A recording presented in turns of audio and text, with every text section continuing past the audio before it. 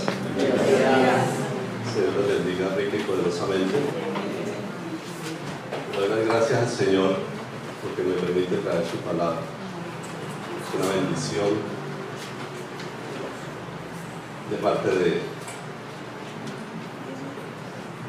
Hoy vamos a continuar viendo la palabra y seguimos en el libro de Marcos. Y el título que tiene la Biblia al texto que sigue es: nada oculto que no haya de ser manifestado. Está en Marcos capítulo 4 y va del versículo 21 al 34. Y yo quisiera hacerle una pregunta. ¿Qué le dice la palabra, o qué nos dice la palabra cuando dice nada oculto de que no haya de ser manifestado? ¿Qué nos quiere hablar la palabra hoy? Que hay cosas ocultas que a nosotros mismos no se puede familiarizar en el mundo. Sí. No podemos responder nada porque todo eso es para nosotros. Exacto.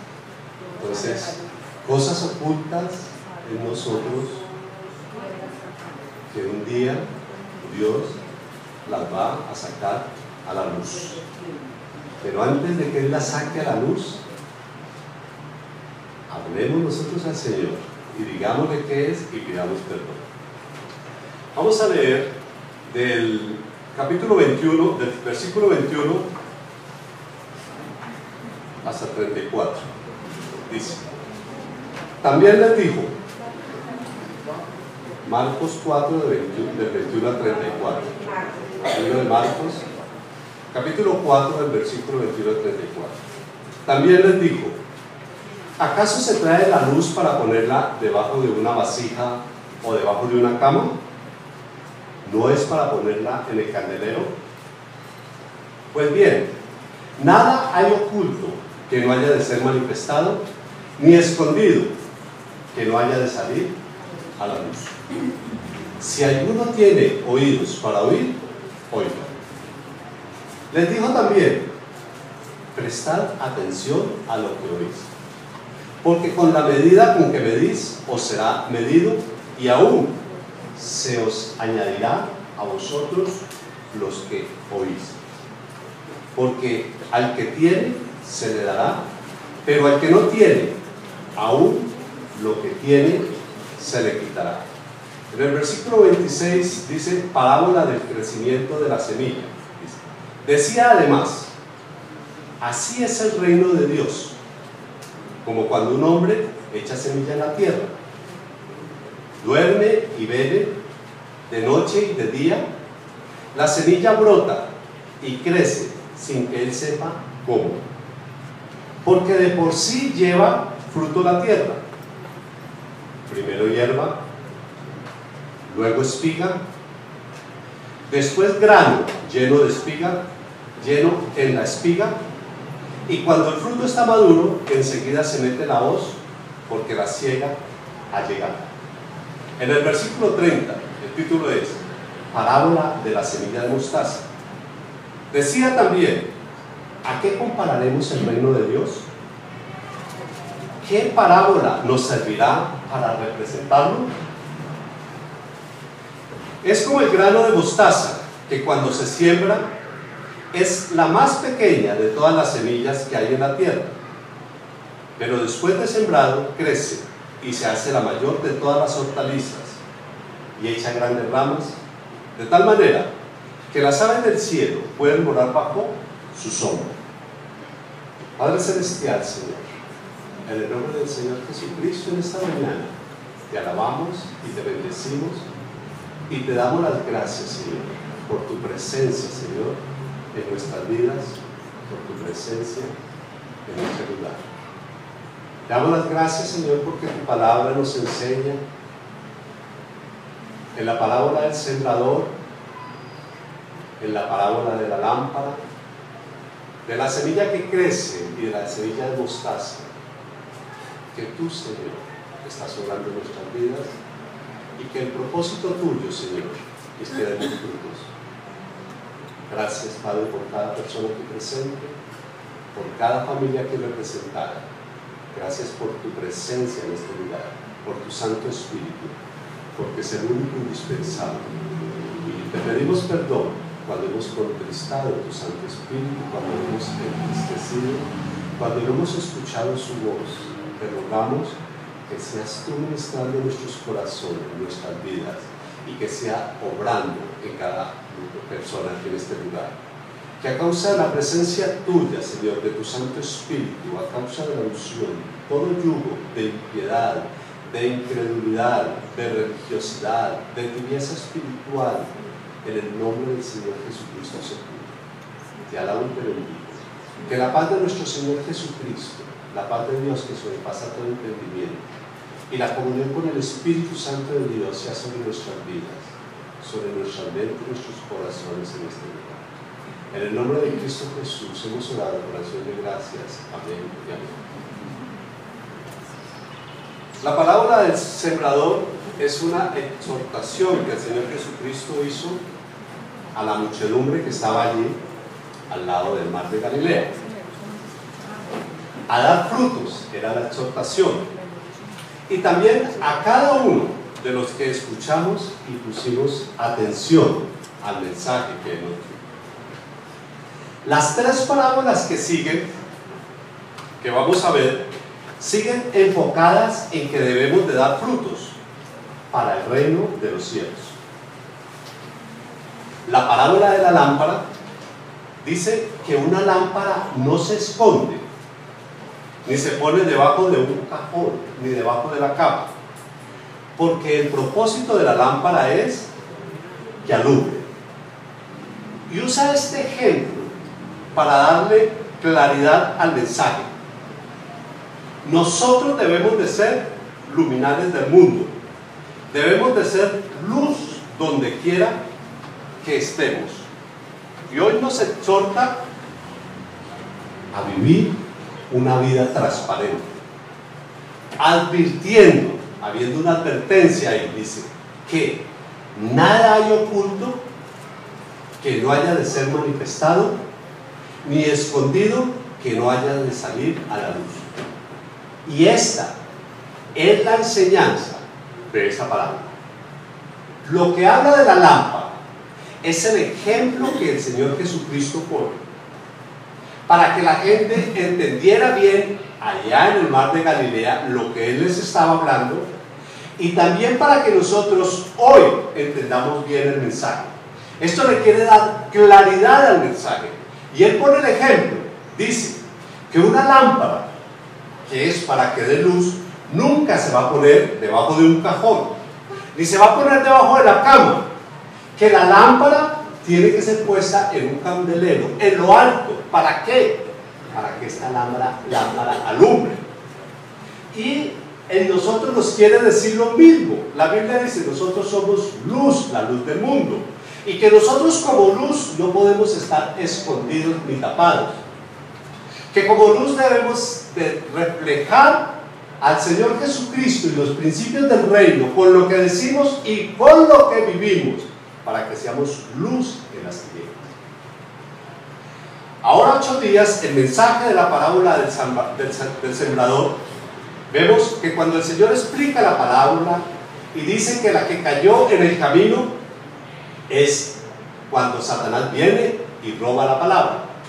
Después habla que la que cayó en las piedras, dice que es cuando viene la persecución y la tribulación por causa de la palabra y la gente se aparta. Después habla de la palabra que cayó entre los espinos, y dice que los espinos, que son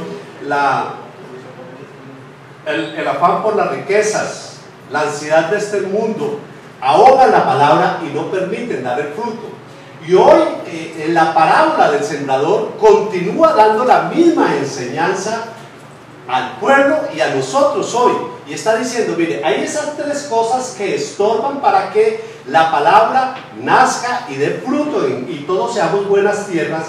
Y hoy también hay algo que sigue estorbando para que no podamos dar el fruto, para que no seamos buena tierra. Y lo que está diciendo es, no hay nada oculto que no haya de ser manifestado, ni escondido que no haya de salir a la luz. Entonces, así como las afanes por la riqueza, la ansiedad de este mundo, las preocupaciones, la aflicción, la persecución, la dureza de corazón estorban en el cristiano para que se pueda dar el fruto que se necesita y que el Señor quiere que demos, hoy también esto, lo que hay oculto, los pecados ocultos, también estorban para que no podamos dar el fruto. Y nos habla, nos dice, cuidar nuestra manera de vivir. Porque pecados ocultos estorban la relación con el Señor Jesucristo. Y el ser buena tierra para dar frutos. Todo pecado oculto estorba nuestra relación con el Señor Jesucristo. Y si está estorbando nuestra relación con el Señor Jesucristo, no vamos a ser buena tierra para poder dar los frutos que Dios quiere. Y trae consecuencias dolorosas para las personas y sus seres más queridos.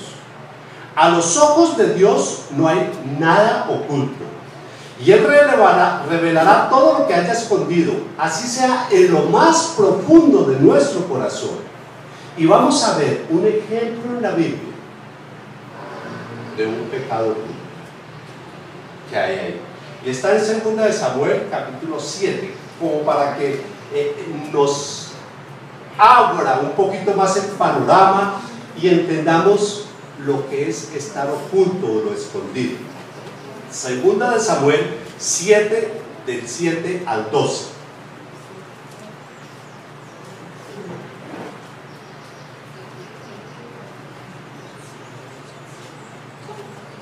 ¿Ya saben de quién vamos a hablar?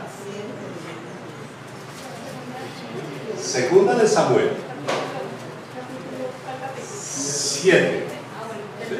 7 al 12. Entonces dijo Natán a David, Natán era el profeta de Dios, tú eres ese hombre. Así ha dicho Jehová, Dios de Israel, yo te ungí como rey de Israel y te libré de las manos de Saúl. Te entregué la casa de tu señor y puse en tus brazos a sus mujeres. Además te di la casa de Israel y Judá. Y como si esto fuera poco, te habría añadido mucho más. ¿Por qué pues has tenido en poco la palabra de Jehová y hecho lo malo delante de sus ojos? Le está diciendo el profeta Natán a David. A Urías, el heteo, lo mataste a espada y tomaste a su esposa como mujer. Sí, a él lo mataste con la espada de los hijos de Amón, por lo cual ahora no se apartará jamás de tu casa la espada, por cuanto me menospreciaste y tomaste la mujer de Urías, el heteo, para que fuera tu mujer. Así ha dicho Jehová, yo haré que de tu misma casa se hace el mal contra ti.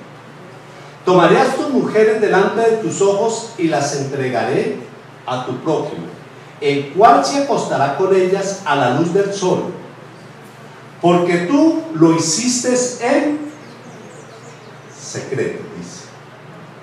Pero yo haré esto delante de todo Israel y a pleno sol. Y vemos aquí lo que pasó con David. Si miramos atrás el por qué pecó David, ¿qué pasó con David? El hombre del cual el ciego Bartimeo, cuando el Señor Jesucristo, cuando le clama al Señor Jesucristo, porque le devuelva la vista, le dice, Jesús, hijo de David, ten misericordia de mí. Y si nosotros vamos antes, la Biblia nos muestra y dice, en los tiempos en que los reyes iban a la guerra, David se quedó en palacio y levantándose un día tarde, paseando por el terrado del palacio, vio una mujer, la cual era muy hermosa, y la llamó. En los tiempos en que David iba a la guerra, no fue a la guerra, envió a Joab. Y se levantaba tarde, dice que levantándose un día ya tarde, paseando por el terrado de la casa.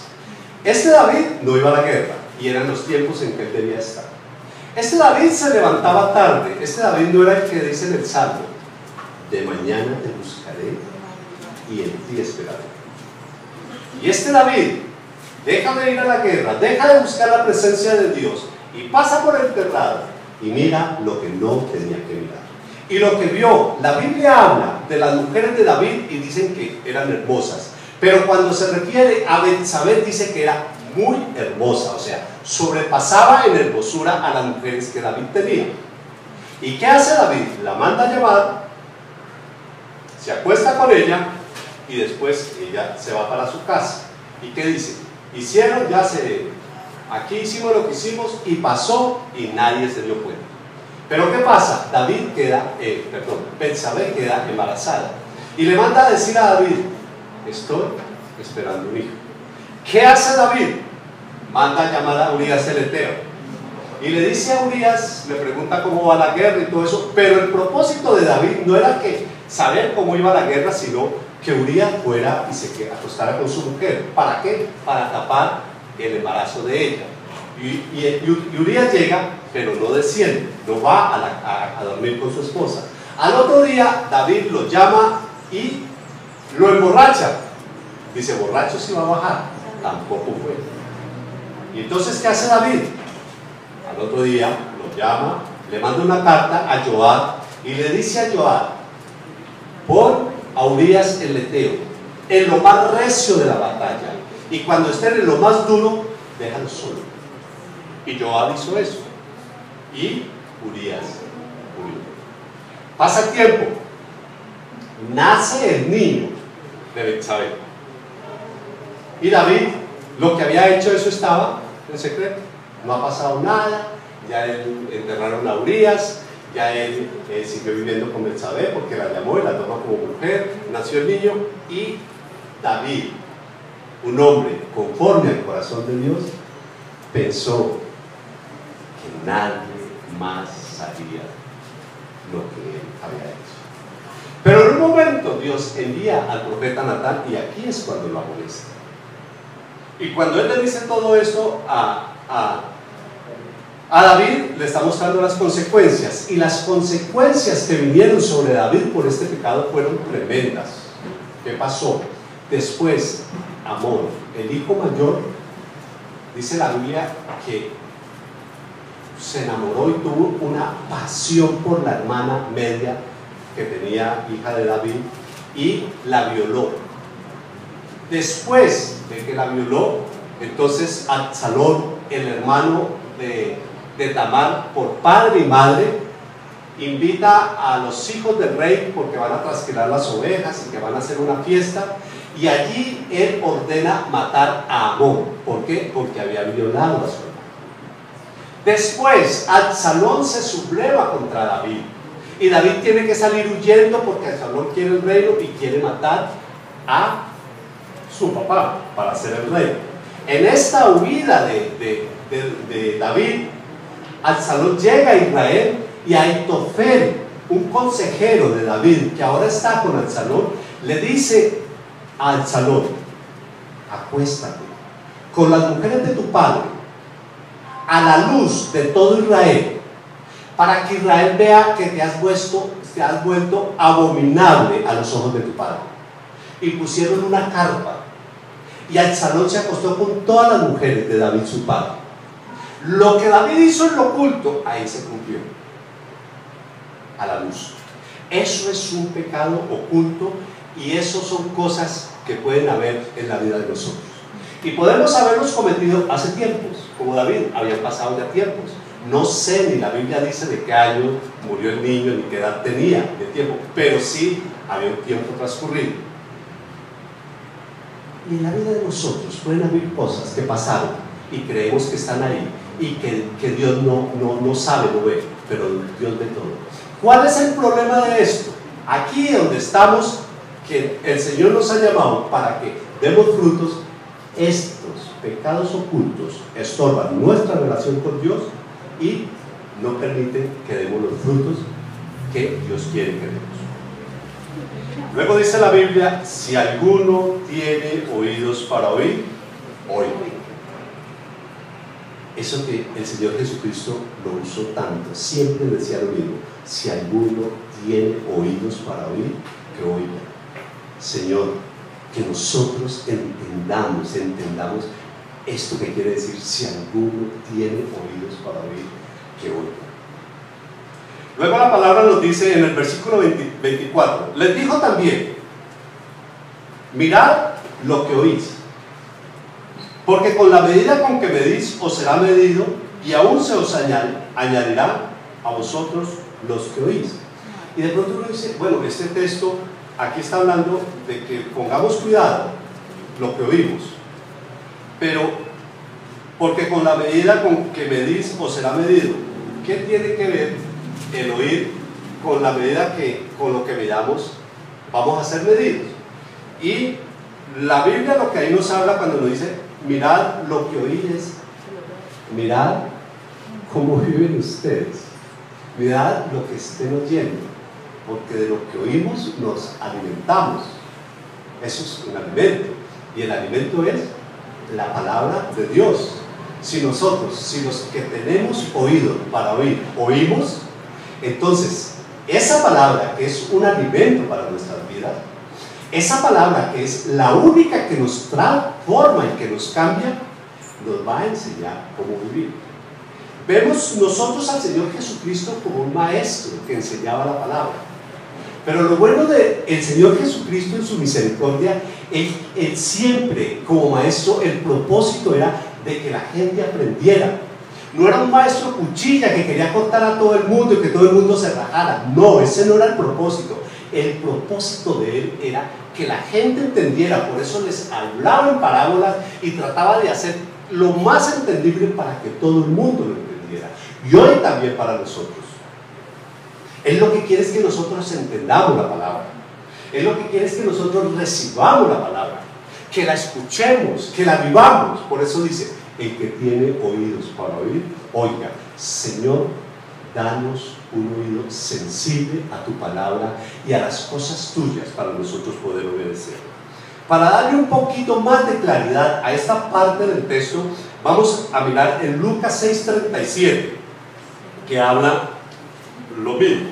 Y en Lucas 6:37 dice, no juzguéis y no seréis juzgados, no condenéis y no seréis condenados, perdonad y seréis perdonados, dad y se os dará medida buena, apretada, remecida y rebosando darán en vuestro regazo.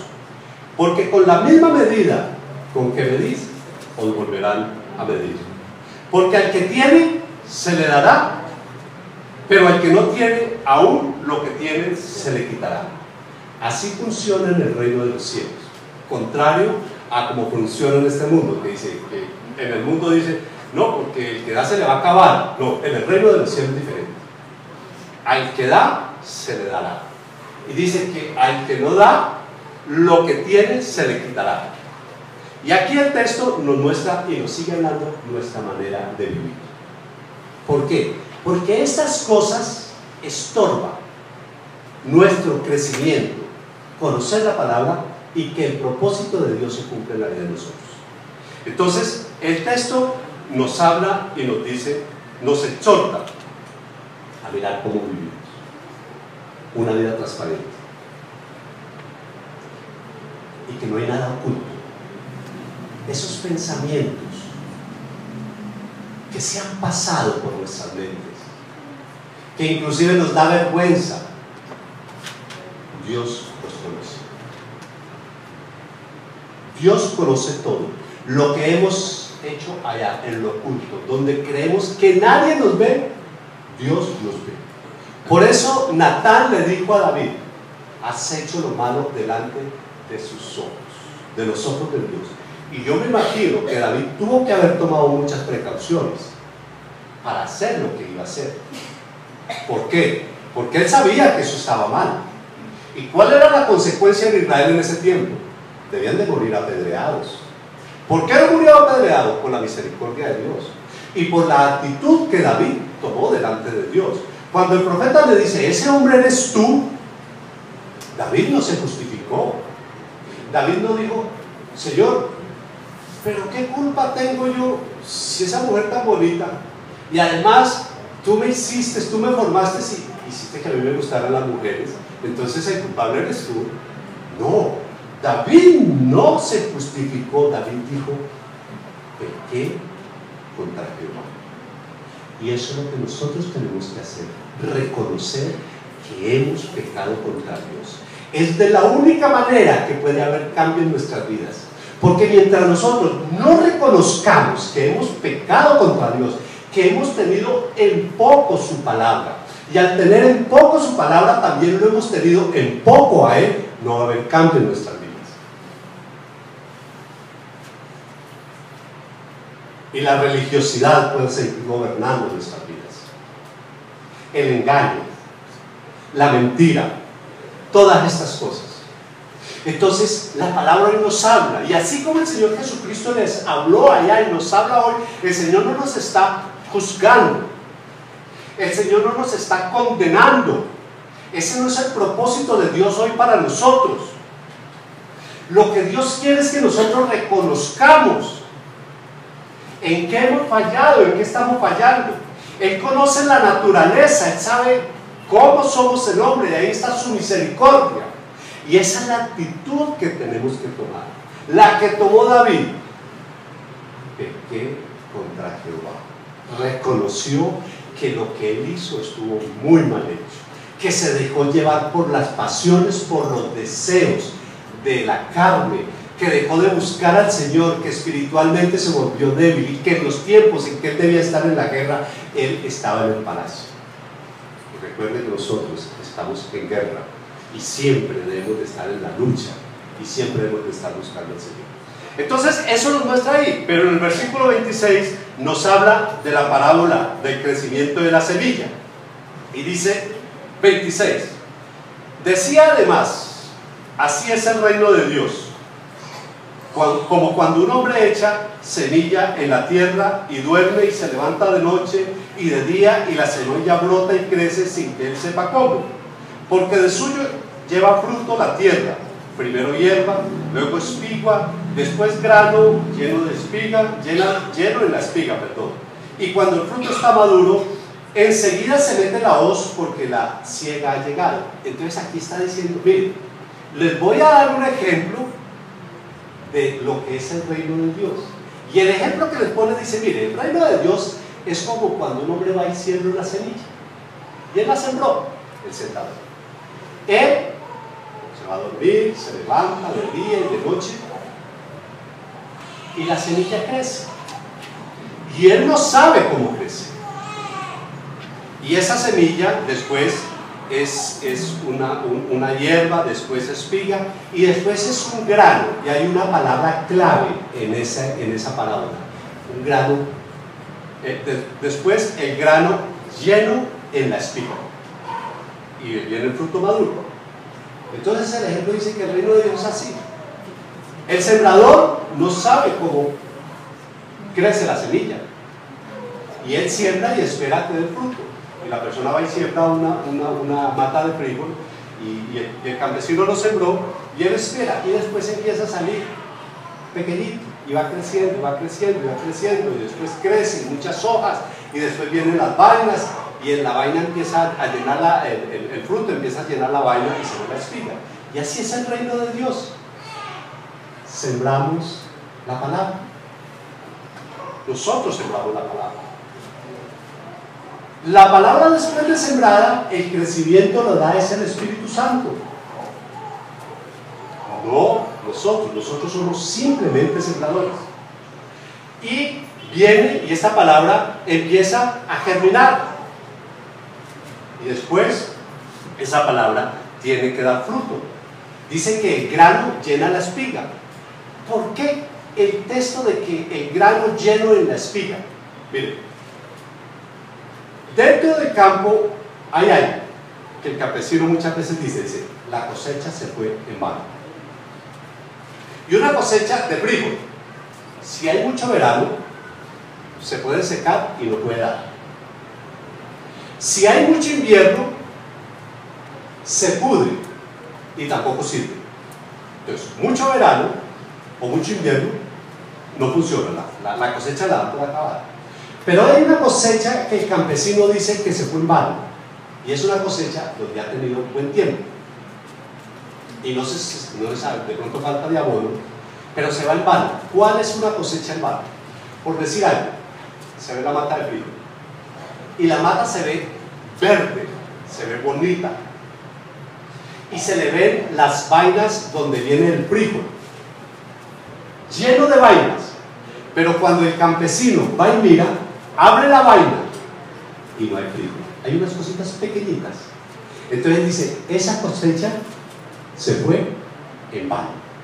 Y aparentemente el que no conoce o el que no sabe dice buena cosecha, pero el campesino sí sabe, el que sabe, el gruesor del vaino y de todo sabe que se fue en vano. Esas cosechas no las recogen.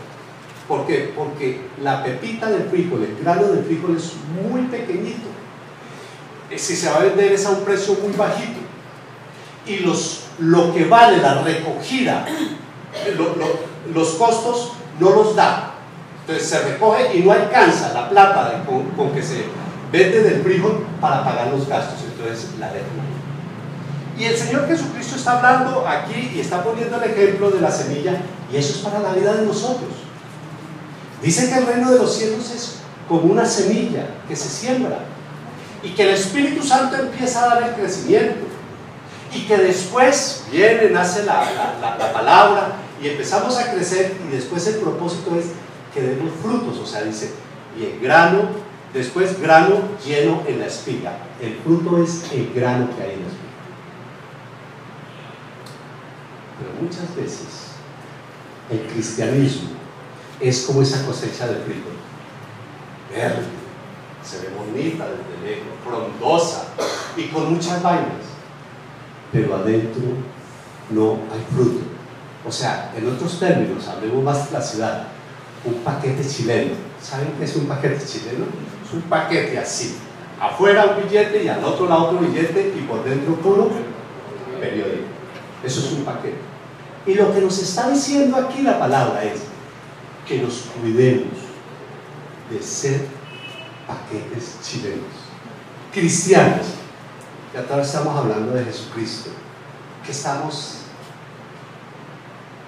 confesando la palabra por todas partes, pero con nuestra manera de vivir estamos dando mal testimonio, y lo que escribimos con la mano lo borramos con el codo. Esa es la enseñanza, porque la Biblia aquí está exhortando a que tenemos que dar frutos. Entonces nos dice, mire, cuídense de esto, cuídense de lo otro. ¿Por qué? Porque eso va a estorbar su vida espiritual y no van a poder dar frutos. Pero también habla en el versículo 30 y dice, ¿a qué compararemos el reino de Dios?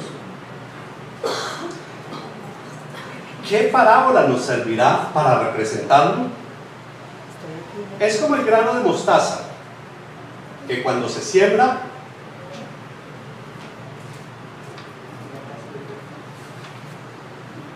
es la más pequeña de todas las semillas que hay en la tierra, pero después de sembrado crece y se hace la mayor de todas las hortalizas y echa grandes ramas, de tal manera que las aves del cielo pueden morar bajo su sombra. Y aquí el ejemplo que está colocando es de una semilla. ¿Conocen la semilla de la mostaza? Pequeñita, muy pequeñita. Y entonces está haciendo una comparación, dice, el reino de Dios es como esa semillita que es pequeñita. Y de pronto, si alguien no conoce ni ha visto esa planta crecer, cuando ve esa semillita, no cree lo que crece la mata de mostaza, la planta. Dice, entonces el reino de Dios es así, es una semillita. Y esa semilla se siembra. Y esa semilla crece y se hace grande. Y los árboles, los pájaros vienen a morar ahí. Y si nosotros miramos esa semilla cuando se siembra en los corazones, cuando la sembraron en nuestros corazones, vemos que cuando la sembraron fue pequeña. Una palabra. Nos hablaron de Jesucristo. Nos hablaron de cierta situación. Nos dijeron: en Jesucristo hay esperanza. En Jesucristo cambia vidas. En Jesucristo hay una oportunidad. Búscalo. Entrégale su vida. Y se sembró la semilla. ¿Cuánto tiempo pudo haber durado la sembrada de esa semilla en nuestros corazones? Poquito, ¿no es cierto? Y de pronto pensamos: no funciona o no va a servir.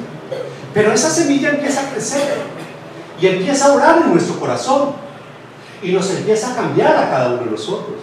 Empieza a cambiar nuestra manera de pensar, y a nosotros cambiar nuestra manera de pensar, por leer la palabra, por alimentarnos de la palabra, empezamos a cambiar nuestra manera de vivir. Y si nosotros empezamos a cambiar nuestra manera de vivir de acuerdo a la palabra, mejoramos nuestra manera de vivir.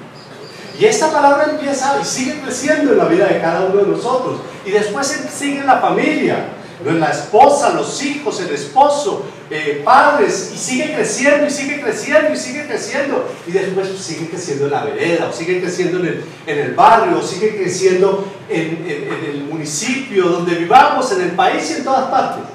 Y cambia y transforma. ¿Y cómo fue? Se sembró una semilla muy pequeña. Y está haciendo esa comparación. Y nos dice: mire, ustedes tienen que sembrar esa semilla. Pero para ustedes sembrar en esa semilla tienen que cuidarse. ¿De qué? De la dureza de su corazón. Tienen que cuidarse. ¿De qué más? Cuando vengan las aflicciones y las persecuciones, miren, tengan la seguridad de que Dios es un Dios grande, como dice la alabanza. Y que Él nos va a sostener, que Él está por encima de las persecuciones y de las tribulaciones. También nos dice: mire, tengan cuidado con el engaño de las riquezas. Tengan cuidado con el sistema, la ansiedad por las cosas de este mundo, la vanidad por las cosas. Tengan cuidado con las cosas ocultas en sus vidas. No permitan que eso haya en sus vidas, porque eso estorba su crecimiento. El no perdonar, el juzgar, el murmurar, lo que vemos, lo que hablamos, lo que hacemos, lo que pensamos, todo eso va a estorbar su vida. Entonces, apártese de todo eso. ¿Por qué? Porque es que el propósito del Señor Jesucristo es que demos fruto. Imagínense que los discípulos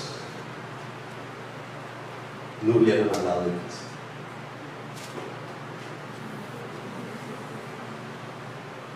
Cristo. Imaginemos que hubieran cosas que les hubiera estorbado. Y la Biblia nos muestra de ellos, pero nos muestra cómo Dios obró y cómo Dios nos limpió y cómo Dios nos usó. Si los discípulos no hubieran hablado del Evangelio del Señor Jesucristo, ¿qué sería de nosotros? Si nosotros no hablamos del Evangelio del Señor Jesucristo, ¿qué será de las próximas generaciones? ¿Qué serán de nuestros hijos? ¿Qué serán de nuestros nietos? ¿Qué serán de nuestros bisnietos? Por eso tenemos que dar frutos. Yo sé que todos nosotros tenemos la misma lucha. Y todos estamos aquí porque queremos dar frutos, porque queremos conocerlo, porque estamos buscando de Dios, porque sabemos y sentimos la necesidad de Él. Pero, ¿qué hay? ¿Por qué no lo podemos hacer? Y ahí nos lo está mostrando el Señor. Miremos qué hay en nuestras vidas que tenemos que sacar, que tenemos que desechar.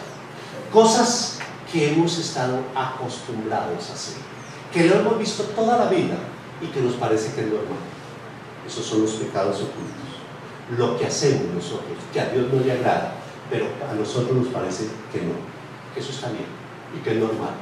Y hoy en día se ven muchas cosas que ante el mundo, que ante el sistema, ante la sociedad son normal, pero la Biblia nos muestra que delante de los ojos de Dios, a Dios le desagrada eso. Entonces, vemos el ejemplo de las tres parábolas. ¿Qué podríamos concluir de la enseñanza de hoy?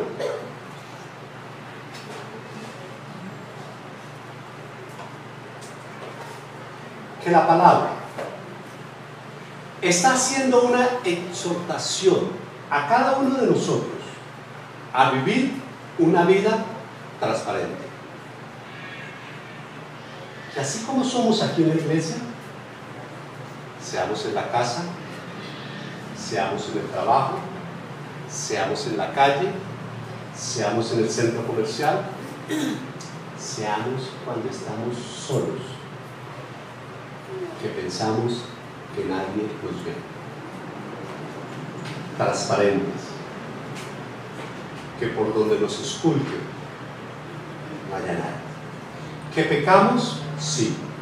¿A diario? Sí. Por la misericordia de Dios estamos aquí. Pero que no sea pecar deliberadamente. Deliberadamente es cuando pecamos y sabemos que estamos pecando y lo hacemos. Y lo seguimos haciendo y nos deleitamos. Ojo.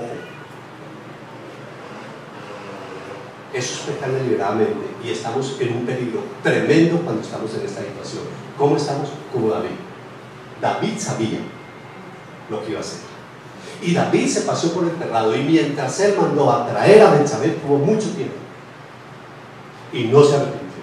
Y tuvo que haber mandado a una de sus personas de confianza.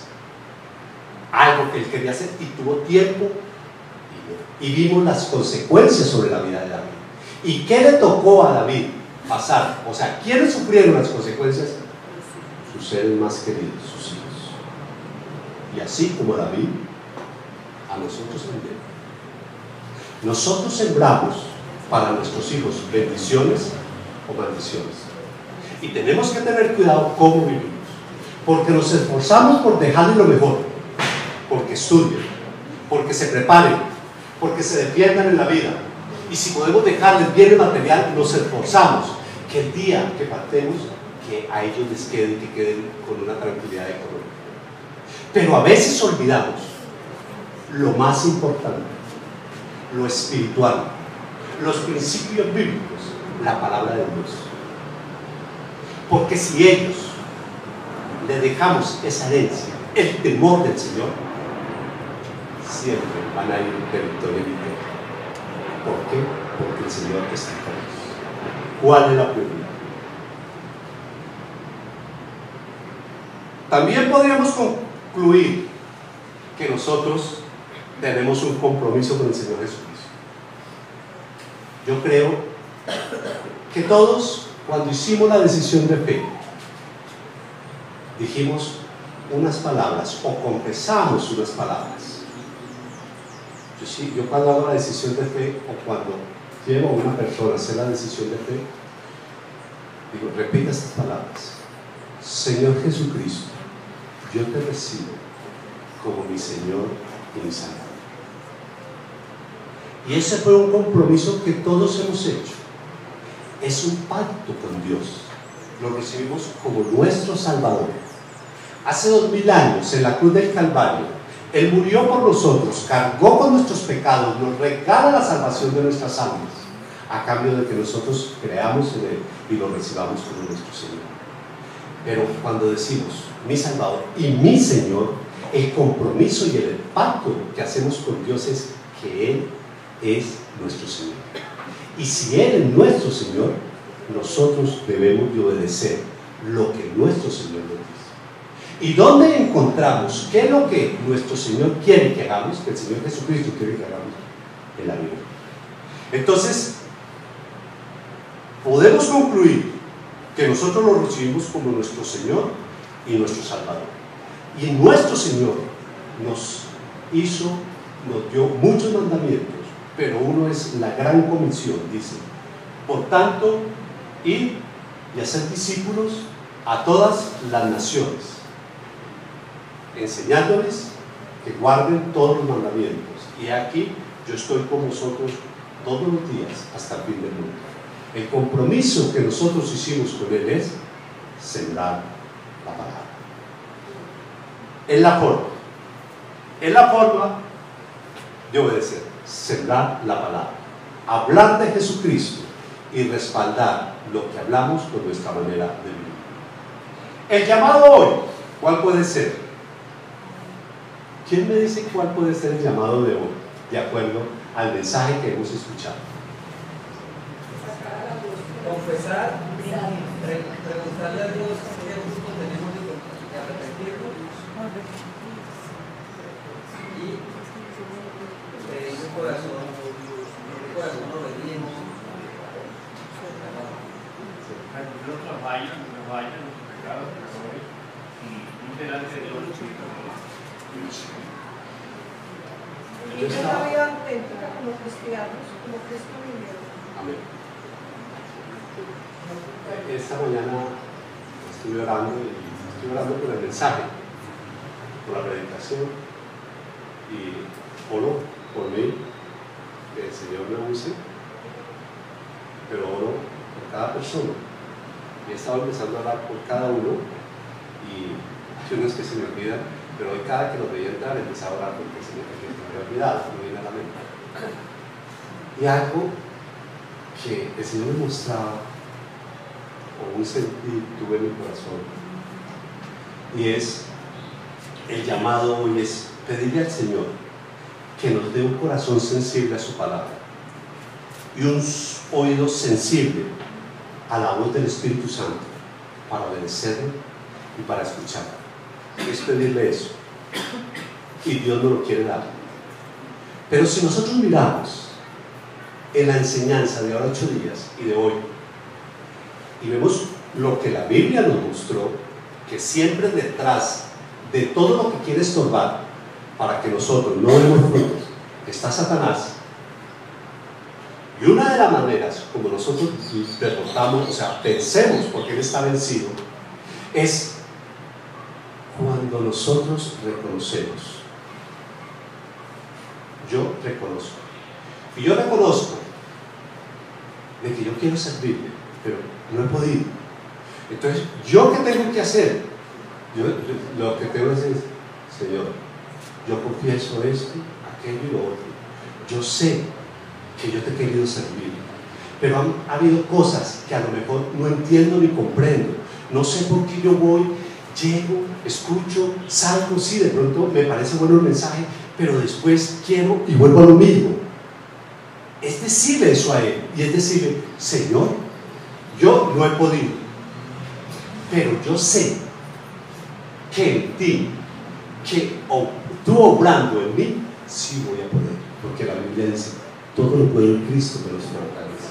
Entonces, no es reconocer, sino que cada uno, allí donde está, le va a decir al Señor, si hoy le habló a su corazón, lo primero que tiene que decir es lo que dijo David: pequé contra Jehová. Señor, he sido débil. Todos tenemos debilidad. Aquí no hay ninguno que se pueda levantar y decir yo no. Todos tenemos debilidad, todos tenemos luchas, y en un momento dado hemos pecado contra el Señor, hemos tenido en poco su palabra. Pero es decirle: Señor, pequé contra ti. Es decirle: Señor, mire, he pecado. Yo reconozco que yo quiero servirte, que yo quiero agradarte, pero Señor, he hecho esto, he hecho lo otro, me he dejado llevar por esto. Yo reconozco que he pecado contra ti, y como he pecado contra ti, como he tenido en poco tu palabra, como te he tenido en poco a ti, yo vengo a pedirte perdón, y yo vengo a rogarte que me limpies de esa maldad. ¿Por qué? En Juan la palabra nos dice que si nosotros pecamos, Dios es fiel y justo para perdonarnos y limpiarnos de toda maldad. Sí, nosotros debemos de confesar. Si nosotros confesamos, Él es fiel y justo para perdonarnos. Pero miren que hay una parte que habla y dice: y limpiarnos de toda maldad. Esa limpieza de toda maldad, ¿qué es? Cuando nosotros pecamos, nos contaminamos. Entonces Él nos perdona, y decirle: Señor, perdóname, pero límpiame de toda maldad, de toda contaminación que ha entrado en mi mente, en mi corazón y en mí. Si hoy la palabra le habló, si veo que tiene necesidad de pedirle perdón a Dios, yo le voy a pedir a las personas que sienten esa necesidad de venir a decirle: Señor, ayúdame, porque hasta hoy en mi fuerza no he podido. deposite en ti. Que se pare y pase a traer. El que sienta esa necesidad, que se pare y pase adelante. Y le diga, Señor, ayúdame. Y vamos a orar. Vamos a orar. Y cada uno allí donde está va a derramar su corazón al Señor y le va a decir, vea Señor, mi estado es este, pero yo vengo a ti, el dador de la vida. Ayúdame, perdóname, límpiame y ayúdame a caminar contigo. Cada uno va a orar aquí y yo voy a orar por la congregación, por los que están aquí levantados, por los que pasaron adelante. Padre Celestial, Señor, en esta mañana,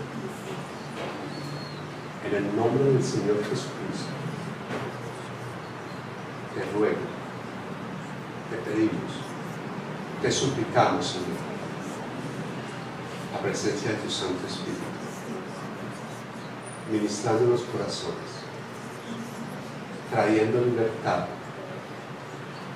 llenando todo vacío, calmando toda ansiedad, toda preocupación, quitando todo temor, toda incredulidad, toda religiosidad, toda mentira, todo engaño, toda obra de las tinieblas.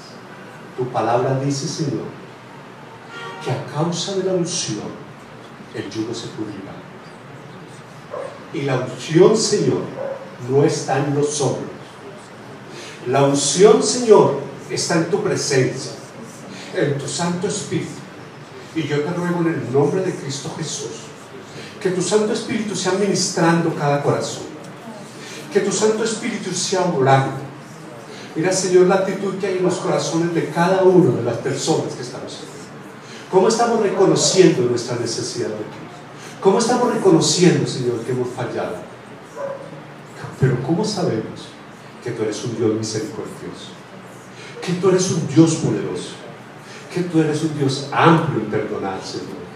Que el propósito tuyo, Señor, cuando tú nos hablas con tu palabra, no es el de juzgarnos, no es el de condenarnos, no es el de señalarnos, Señor. Y yo te pido, Padre, perdón cuando aquí en este púlpito, Señor, muchas veces he hecho eso, de juzgar, de murmurar y de señalar. Y he mirado la viga que hay en la persona que está aquí afuera y no he mirado la paja en ellos y no la viga en mí. Yo te pido que me perdones, Padre, y te doy las gracias, Señor, porque tú eres un Dios misericordioso. Te ruego, Padre, en el nombre del Señor Jesucristo, tu Santo Espíritu ministrando, Señor, tu Santo Espíritu consolando, tu Santo Espíritu llenando todo vacío, tu Santo Espíritu, Señor, llevando a cada persona a perdonar cosas que hubieron. Puede haber sido en el vientre de su madre, que los quisieron abortar, sus padres los negaron. No hubo, Señor, ese calor humano, Señor, en su niñez, desprecio, menosprecio, cantidades de cosas, en su juventud, Señor, en su edad adulta, Padre. Todas estas cosas, Señor, que en un momento pudieron traer dolor, desprecio a nuestras vidas, Padre. Yo te ruego y te doy las gracias porque en ese momento, Señor, tú estabas ahí con cada uno de nosotros. Porque desde el vientre de nuestras madres nos llamaste. Y te ruego en el nombre de Cristo Jesús que tu Santo Espíritu sea consolando, ministrando, Señor, y ayudando, Padre.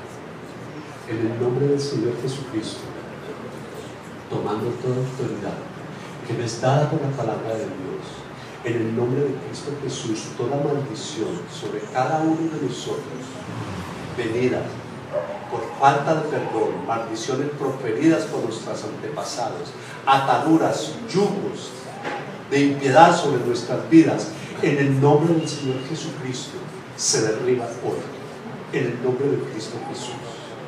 Y en el nombre del Señor Jesucristo renunciamos a toda pacto con las tinieblas heredado de nuestros padres o por nosotros mismos, cometidos por pecados, por desobediencias, pecados ocultos, cantidades de cosas, Señor, que nosotros ni recordamos, Padre. Pero yo te ruego que tu Santo Espíritu nos traiga a nuestras memorias para que podamos ser libres, Señor. Tu palabra dice: conoceréis la verdad y la verdad os hará libres. Gracias, Señor, porque te conocimos un día, Señor Jesucristo. Gracias, Señor, porque tú nos estás haciendo libre. Gracias porque hoy nos has hablado, Señor, para que rompamos con todo pacto con las tinieblas y para que podamos ser libres de tanta atadura, de tanto yugo de piedad, y para que se cumpla el propósito tuyo en la vida de cada uno de nosotros, que es dar frutos dignos de arrepentimiento. Y gracias, Señor, porque el día que tú nos llames a tu presencia, Señor, hoy, mañana, en unos meses o en unos años, no agachemos nuestros rostros avergonzados, sino que tú nos digas: bien, buen siervo fiel, entra en el gozo de tu Señor. Gracias, mi Padre, mi Señor, mi Redentor, mi Salvador. Que la paz de nuestro Señor Jesucristo, la paz de Dios que sobrepasa todo entendimiento, y la comunión con el Espíritu Santo de Dios sea sobre nuestras vidas, en nuestros hogares, en el trabajo, donde